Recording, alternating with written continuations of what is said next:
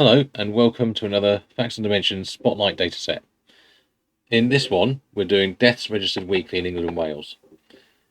Now, the data on the website goes back to 2010.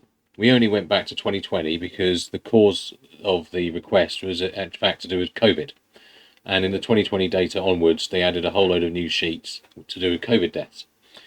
And loading that data, we figured we may as well load the death sheets as well. The other historical data sets will get loaded in the future, and that can be brought forward if anyone actually needs it. So we've got data back to 2020, as you can see, 12,000 rows of data, and these are the three tables, and I'll just show you what's in